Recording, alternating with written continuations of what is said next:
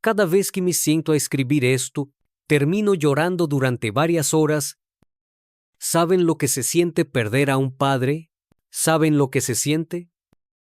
Perder a un padre por un acto de violencia. El vehículo pasó por la tercera avenida, iba a 160 km/h. Casi todas las noches tengo la misma pesadilla. Recibí una llamada alrededor de las 9 de la noche. Mi papá estaba desaparecido. Los segundos pasaron a ser minutos, los minutos horas. Toda mi familia buscaba respuestas. Sin éxito, pero yo aún esperaba que lo encuentren vivo. ¿Qué dijiste? No te escuché. ¿Qué dijiste? 4 AM sonó mi teléfono. Lo encontraron muerto. Equipo de rescate. La conductora parece estar inconsciente. Es sospechosa de asesinato en Carolina del Norte. En realidad nunca pensé que lo asesinarían. No supe hasta una semana después dónde y cómo lo encontraron. Me arrebataron a mi padre. Ya no lo puedo llamar para hablar, pero tuve suerte. Porque lo último que le dije fue, adiós papá, te quiero. Esta fotografía, ja, ja. Resume, lo que era el tío James. Aquí fue cuando se ofreció a ayudar a mi mamá. Con nosotras porque mi papá se había ido. Mi mamá nos contó muchas anécdotas divertidas de esta época. Que mi tío Jim intentaba cambiarnos los pañales con un gancho de ropa en la nariz. Ya, él fue más que un tío para mí. Fue una figura paterna. Él sacrificó parte de su vida para ayudar a mi mamá a criarnos a mi hermana y a mí. Ya que era una madre soltera con 2 mellizas, él, sin dudarlo, la ayudó a criarnos. Era ese tipo de tío que estaba contigo. Todos los veranos te llevaba de paseo y de pesca, y mis veranos eran geniales. No veía la hora en la que el tío Jim se mudara a Carolina del Norte. Pero no me gustó el lugar donde compró su casa. Aunque era un vecindario nuevo, a pocas cuadras, había muchos contenedores en ruinas. Había drogas y todo eso. Había una tienda de comestibles cerca.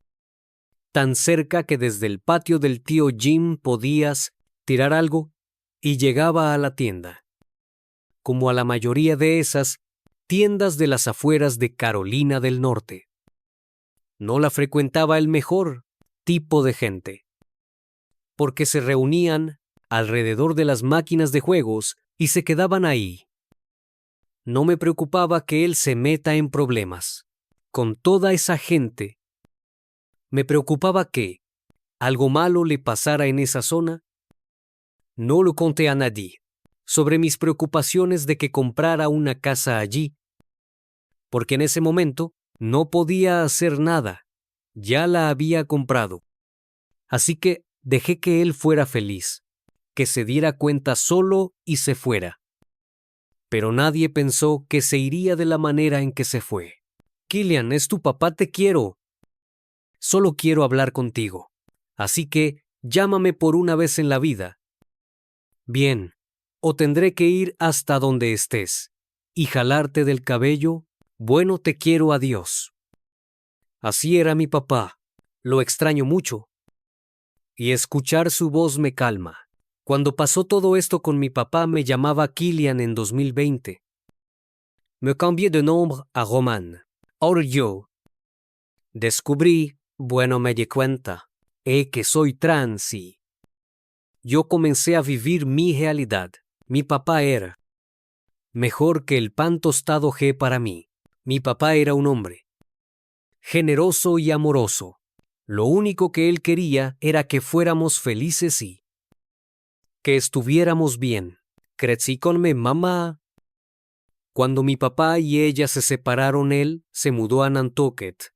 Así que cuando era más joven, iba a Nantucket los fines de semana y paseábamos en bote.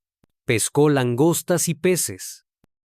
Durante casi toda su vida, mi papá era muy apuesto y le encantaban las mujeres. Era un espíritu libre, así que Estar amarrado a una relación no era lo que quería de joven. Pero creo que cuando se hizo mayor quiso calmarse porque ya tenía problemas de salud y solo quería una compañía. Una compañía de vida, sí. Eso quería. Creo que a mí me dio más miedo su cirugía que a él. Era un manojo de nervios. E hice algo que en general no hago, recé y nunca lo hago. Pero ese día lo hice. Cuando los doctores salieron y dijeron que todo estaba bien, me quitaron un gran peso de encima. Esta cirugía me dio una nueva perspectiva de la vida porque en tan solo un parpadear puedes perderlo todo. Why, después de su cirugía, no dejó de mejorar. Él quería un nuevo comienzo y lo encontró en Carolina del Norte.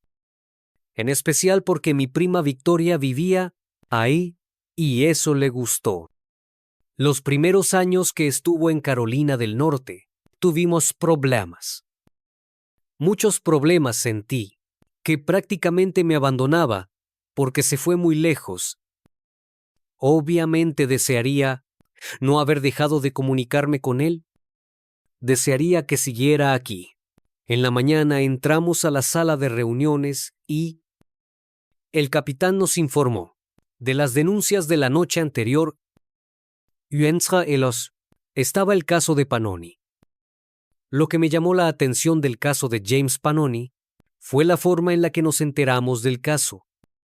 La forma en la que llamó la familia era una persona desaparecida. No supieron de él durante días.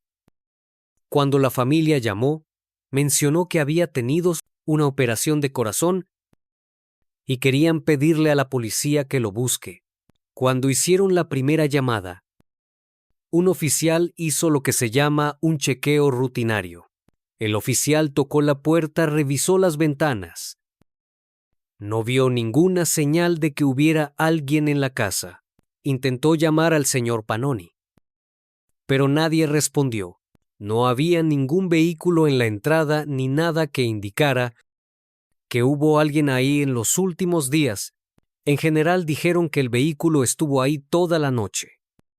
Cuando los oficiales verificaron la matrícula, se enteraron de que era del señor Pannoni. Entonces, lo conectaron con la denuncia de persona desaparecida del señor Pannoni. En ese momento se les asignó el caso a los detectives para que indagaran más. Nadie deja su vehículo estacionado en un callejón o entre dos casas rodantes y se va. En un caso así cada minuto cuenta. Y ya estábamos atrasados, teníamos que descubrir, uno, por qué la camioneta estaba ahí y dos, dónde estaba él. No podíamos demorarnos. Sentía que el señor Pannoni estaba herido o muerto. ¿Pero quién lo habría hecho? ¿Por qué? ¿Dónde? ¿Cuándo? ¿Dónde estaba su cuerpo, si es que existía?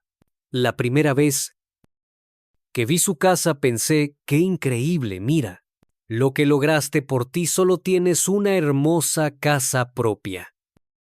Pero ahora cuando veo esta casa se me retuerce. El estómago me da náuseas. Para mí, es la casa del terror. Se conocieron cuando ella jugaba en un tragamonedas en la tienda que estaba al lado de su casa. Y desde ahí, nosotros no supimos mucho más sobre el tío Jim. Escuché que le dijo a mi mamá que estaba muy contento porque ella era una mujer hermosa. Era más baja que él, tenía el cabello largo hermoso. Y estaba muy contento porque alguien le prestaba atención. Cuando el tío Jim conoció a Sandra prácticamente se alejó de todos, pero pensé que había encontrado a alguien y vivía su vida. Tenía una casa nueva, una novia, y hacía lo que quería, ¿entienden? Mi mamá me llamó, estaba en pánico. Me dijo que no podía contactar al tío Jim y que sí, por favor, podía manejar a su casa y podía ver si estaba bien. Sentí que algo estaba mal. Me lo imaginaba herido o enfermo dentro de su casa. Tuvo un paro cardíaco, dejé lo que estaba haciendo y fui directo a la casa del tío Jim. Estacioné, salí del auto y los oficiales me preguntaron quién era. Les dije que era su sobrina, el único familiar que vivía en Carolina del Norte. Me preguntaron si tenía la llave. Les dije que no sabía por qué, pero no la tenía. Entonces me dijo que no podía ayudarlos en nada.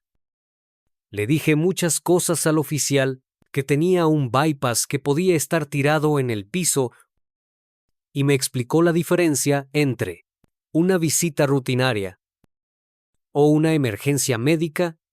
Fue muy frustrante no poder entrar a su casa por la fuerza. Entonces mencionó un jardín de flores. Me dijo que había notado que hacía poco había hecho un jardín de flores en el patio.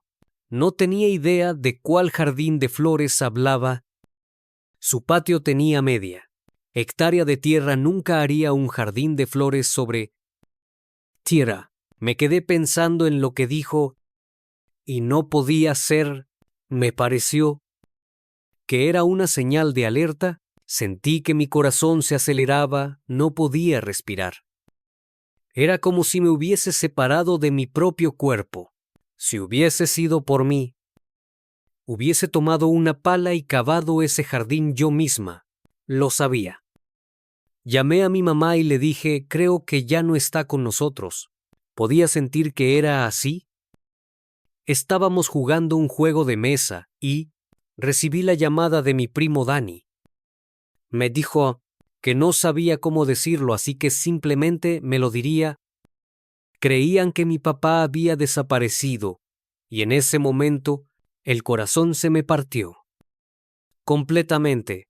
Comencé a entrar en pánico. No sabía qué hacer. ¿Cómo se puede procesar algo así? Quise usar las redes sociales, que era como me comunicaba más con él. También llamé a su número de teléfono y entraba a la contestadora. Sabía que algo no estaba bien. El hecho de que no me respondiera a todas las llamadas era alarmante. En ese momento de la investigación aún no sabía si el señor Pannoni simplemente no quería hablar con su familia y estaba en otro lugar. Tenía 61 años, no tenía que rendirle cuentas a nadie. En ese momento la pregunta era si el señor Pannoni estaba donde quería estar o no. Cuando volví a mi escritorio, revisé las fotografías de la camioneta del señor Pannoni. Una de las ventanas estaba abierta y las llaves estaban en el arrancador. Se encontraron mechones de cabello en todo el auto. Parecía que hubo una pelea y se arrancaron el cabello. Después de leer la denuncia y ver las fotografías, sentí que algo no estaba en su lugar. ¿Quién estuvo en la camioneta con el señor Pannoni? ¿Qué le pasó a esa persona? ¿Por qué había mechón en este cabello en el auto? Tenía que entender lo que había pasado, pero nada tenía sentido. Así que el primer lugar que fuimos fue a ver a su novia. Esa noche les había dicho a los oficiales que no lo había visto desde hacía unos días, pero tenía que saber más, no solo la última vez que lo vio. Tenía que saber cómo era su relación. ¿Era inestable? ¿O se llevaban bien? Tenía que escuchar de ella lo que en verdad estaba pasando. Condujimos al condado de Jones, donde vivía la señorita Wagner.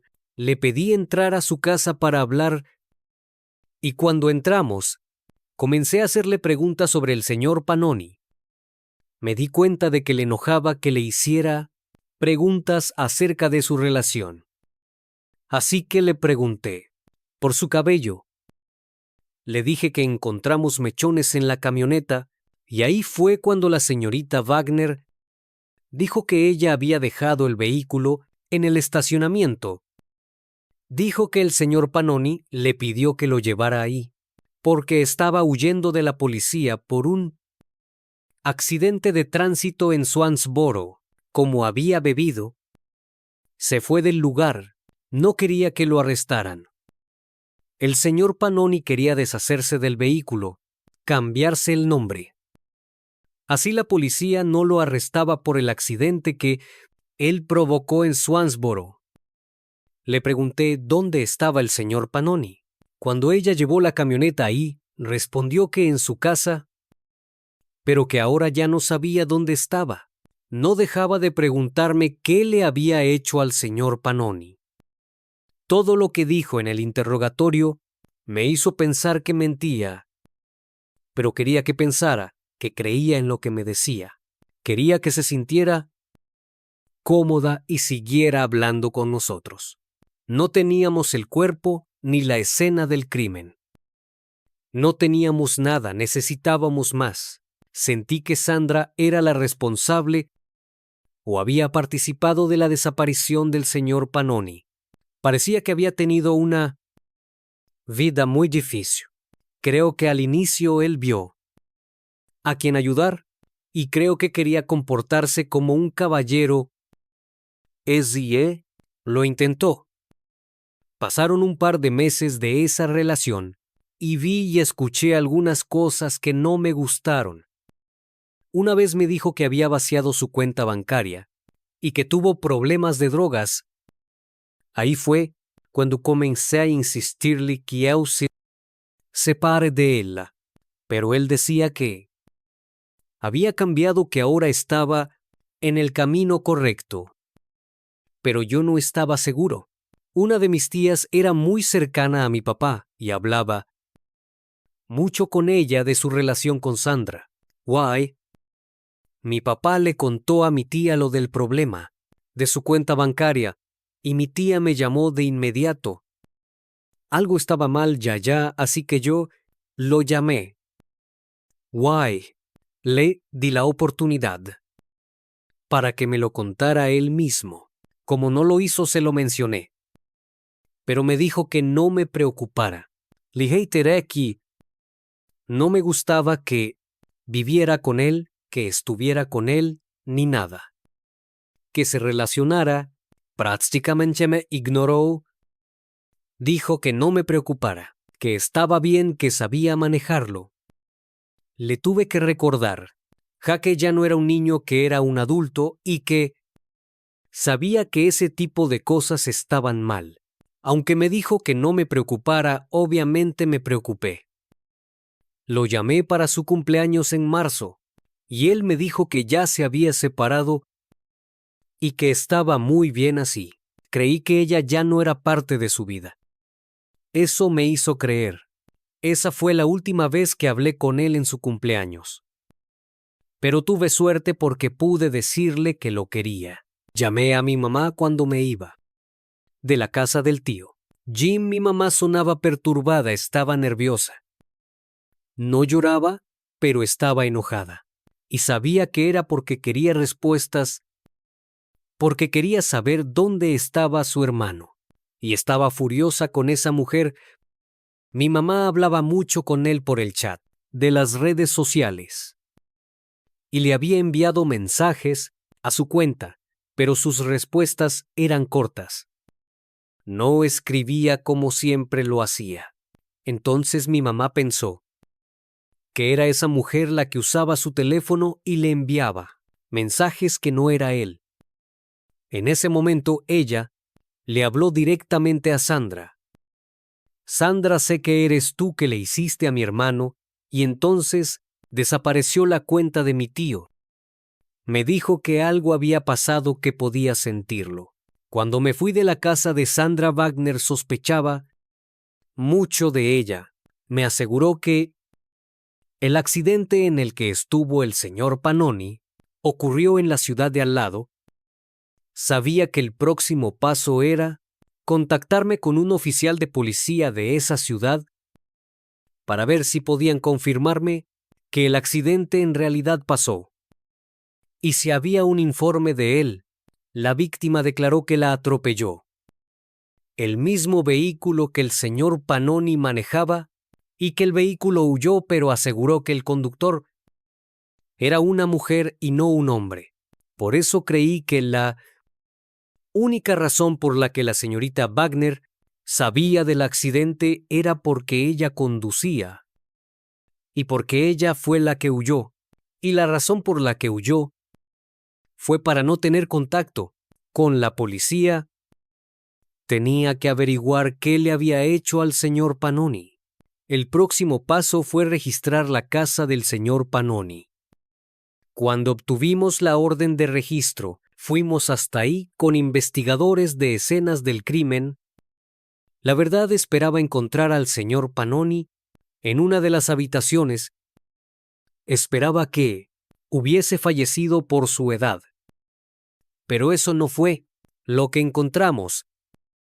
Al entrar a la casa noté que estaba ordenada limpia. Odio decirlo, pero para alguien de 61 años estaba muy limpia. Cuando entré al baño, olía a lejía, como si lo hubieran limpiado. Tenía una cortina de ducha de tela. Pero atrás no estaba el plástico. Nadie la usa así. Hay que ponerle el plástico para evitar que el agua salpique. Lo primero que pensé fue que la usaron para esconderlo en algún lugar. No podía asegurarlo, pero eso fue lo que me pasó por la cabeza.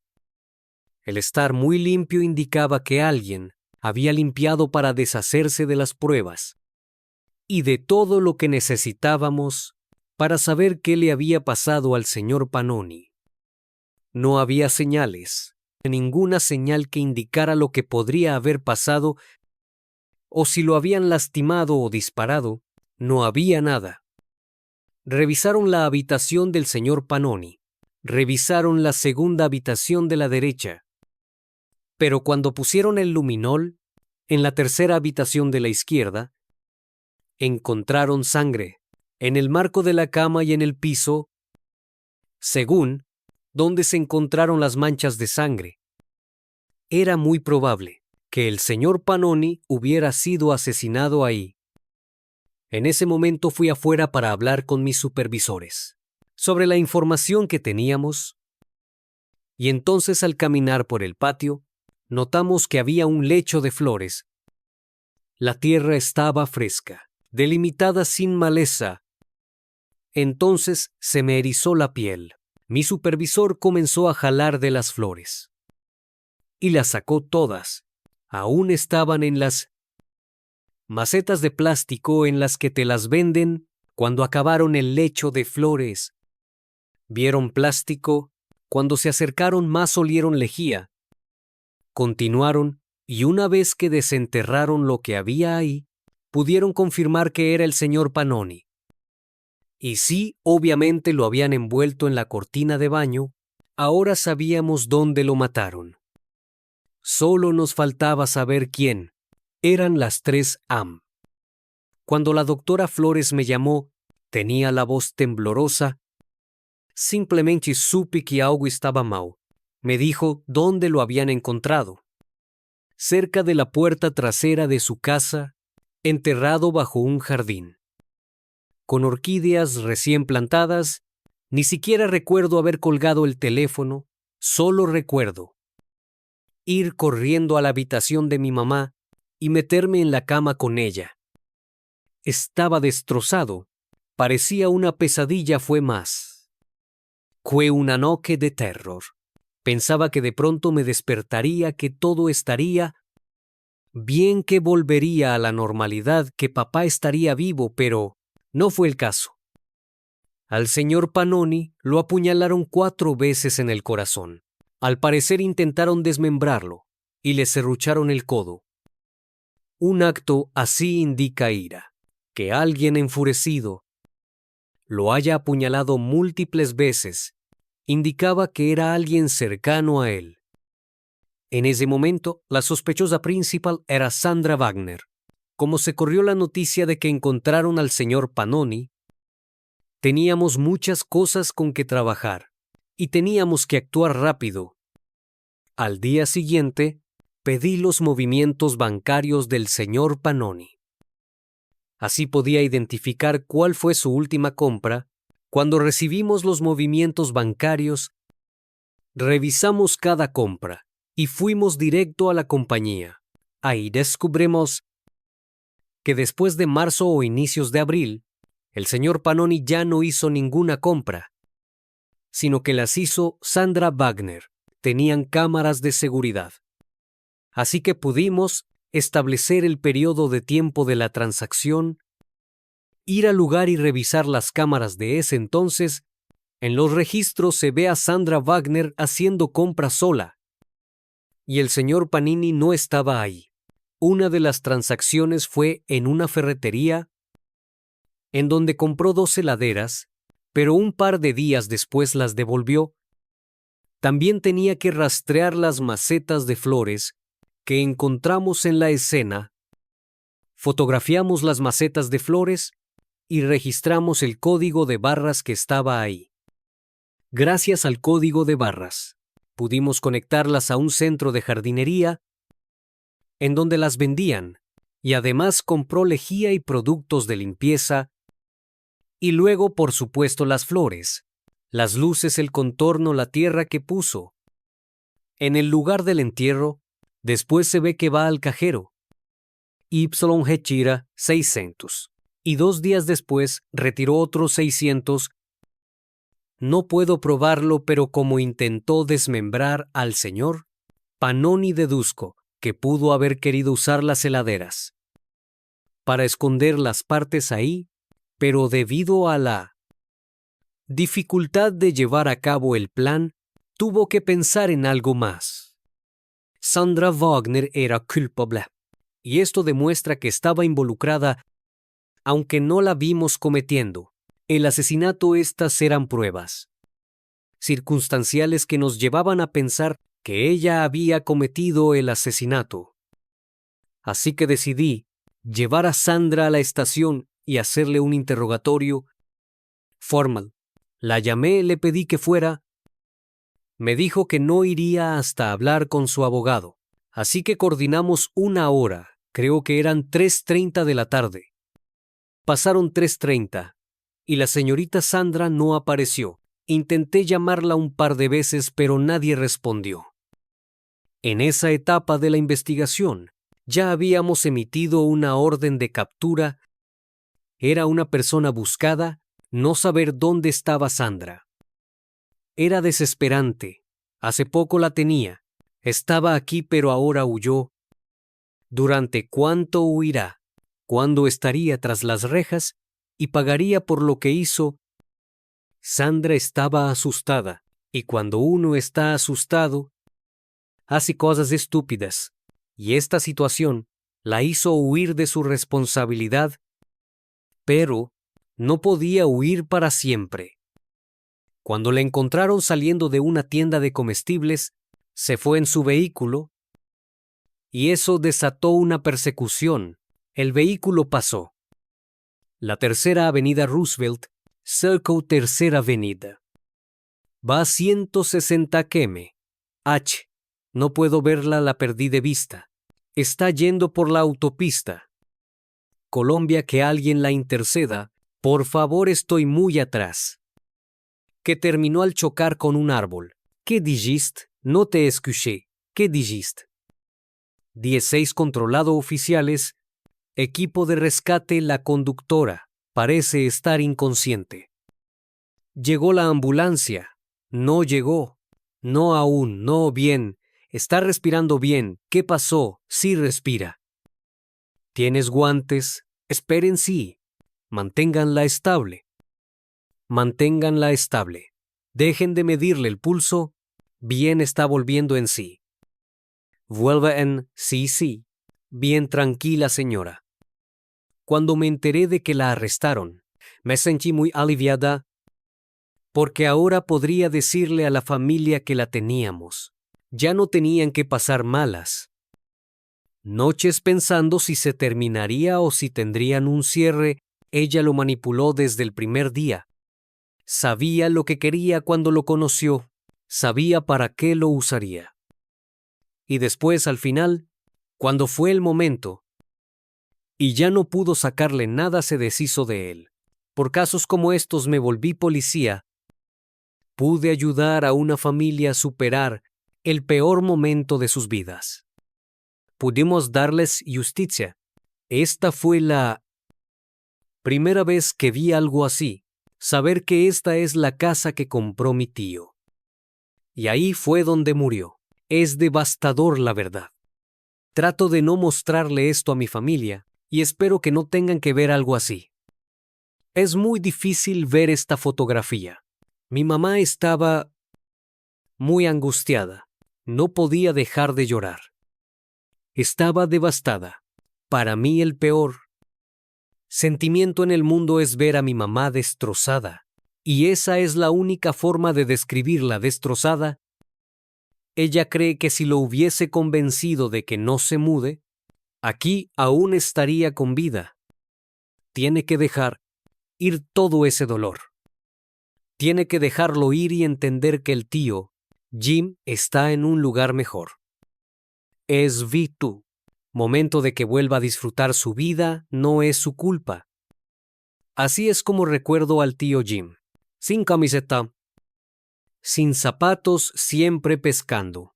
Y esa es la forma en la que quiero recordarlo. Cada vez que navego en mi bote, pienso en el tío Jim, en especial en alta mar. Y yo solo cierro los ojos un minuto y escucho las gaviotas. Escucho las olas y recuerdo el tiempo en que éramos felices. Me hubiese gustado que mi papá viera lo que logré. No conoció mi verdadero yo. Creo que le hubiese alegrado tener otro hijo, aunque le encantaba llamarme su pequeña. Esta fue mi graduación. Estaba muy orgulloso y ese fue el único logro en el que me pudo. Él me pudo acompañar. Miren la sonrisa en su cara. Ese día estaba muy orgulloso y yo estaba feliz. Fue un gran día. Extraño mucho sus abrazos. Y cuando me acariciaba la cabeza, contar esta historia es sin duda parte de mi camino a la sanación. Obviamente aún estoy en proceso de sanar y la verdad, creo que nunca acabará. Solo será menos. Me gusta ver el duelo como algo que no se hace más pequeño, sino que uno crece encima de él, así que eso es lo que estoy intentando. Hazer, siento que le haya pasado esto que muriera. Tan solo quería que tuviera paz. Espero que esté bien donde sea que esté pescando.